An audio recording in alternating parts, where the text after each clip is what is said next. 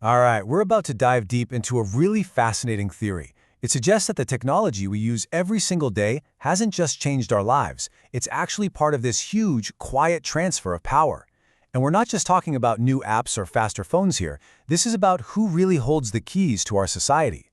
But let's start with a really simple question. Who names the street you live on? I mean, your first thought is probably some city planner, maybe a government committee, right? Seems pretty obvious. But what if that's not the whole story anymore? You know, it really wasn't that long ago that our physical world was documented by public institutions. Governments made the paper maps, and street names were official public records. But today, that reality is largely defined by a handful of private tech companies. A street name isn't necessarily a physical sign anymore. It can literally just be a line of code in a massive private database. And this huge shift from public to private hands is at the very heart of what we're talking about today. Now, the source material we're digging into calls this the theory of abdication. It's a pretty heavy term, right? And it describes a process that, the theory argues, happened quietly, almost invisibly, as governments basically handed over the keys to our society's entire operating system. So what does abdication actually mean in this context? Well, according to the source, it's this idea that governments all over the world just systematically handed over these super important jobs, things they used to manage, to a small group of global tech platforms. It wasn't some kind of hostile takeover. It was more like a quiet, willing transfer of responsibility. And you can see just how fast this all happened. I mean, think about it. Before the late 90s, governments were the ones regulating stuff like taxis, currency, you name it. But then, boom, digital payments go mainstream with PayPal in '99. Just a few years later, in 2005, Google Maps starts digitizing the entire planet. And by 2009, Uber is completely turning transportation on its head. According to this theory, every one of these steps was another critical function being handed over. The theory really zeroes in on four huge areas where this abdication was most profound. And these aren't small things, right? We're talking about mapping, who gets to define our physical world, transportation, who controls how we move, medical information, who advises us on our health, and currency, who manages the very flow of money. The argument is that by giving up control here, the change wasn't just on the surface, it was foundational. Okay, so if governments really did hand over these functions, how does that actually translate into control for these big tech platforms? Well, the theory says it all comes down to one core concept that acts as the engine for this whole system: asymmetry.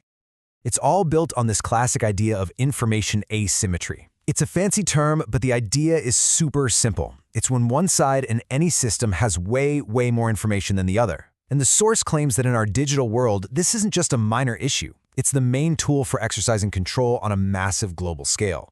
And here's how the theory claims that asymmetry is structured, like a pyramid of knowledge. At the very top, you have the controllers, who have the full God's-eye view of the entire system. Below them are the managers, who get just enough info to do their specific job, but they don't see the big picture. And then at the bottom, you have the agents. Think of an Uber driver, for example. They just follow the instructions from the app with zero insight into the larger strategy. Now, here's where it gets really mind-bending. Think about how this scales up. A single government might be able to see all the financial transactions happening inside its own borders, so they have one piece of the puzzle. But a global platform controller? According to this theory, they see the transactions from all the countries, all combined. They don't just have a bigger piece of the puzzle, they have the entire puzzle box. That is the ultimate information advantage. Right, so this is a pretty wild theory, but is there any actual evidence? Well, the source material says yes, and it points to what it calls clues in the code, digital fingerprints that it claims are hiding in plain sight. And this quote really sums up the whole idea. The thinking is that certain people or entities are marked inside these massive digital systems. And we're not talking about some secret encrypted message here, but public markers, visible to anyone, if you know where to look. So here's the main piece of evidence they point to. It's something they call co-occurrence. This is where you see the name of an entity and the name of its street matching up in weirdly specific ways. I mean, look at this table. You see a guy named Carlton Woods with a company called Carlton Woods Associates located on Carlton Woods Drive. Or, a bit more subtle, an individual whose social media handle is Two Gun Way has a property on a street that just happens to be named Two Gun Way. And the key takeaway here, according to the theory, is that these are not just coincidences or some rich person naming a street after themselves. No, these are digital markers. The real power isn't in putting up a physical street sign anymore. It's in the ability for an administrator to just edit a line of code in a database. And by doing that, They can alter our digital map to flag a key person or a key asset. Okay, but the theory goes even deeper. It suggests that this entire system of control is only possible because of a fundamental vulnerability, one that's built right into the architecture of the internet itself. Let's break down how that supposedly works. So the strategy, the source says, is to target aggregators. I mean, makes sense, right?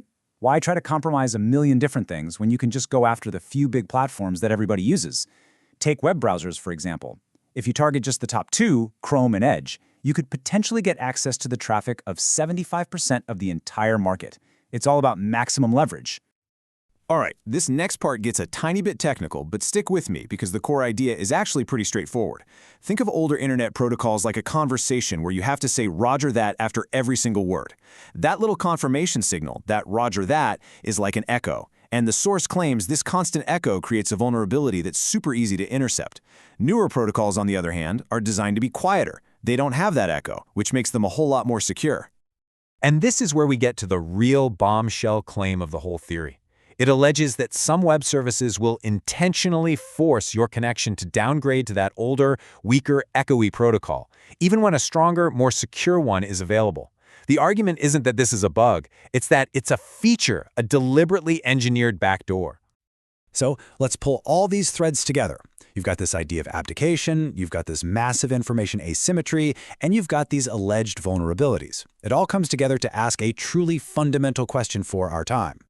Look, at the end of the day, whether you buy into this specific theory or not, one thing is just undeniable. Our society now runs on a digital operating system.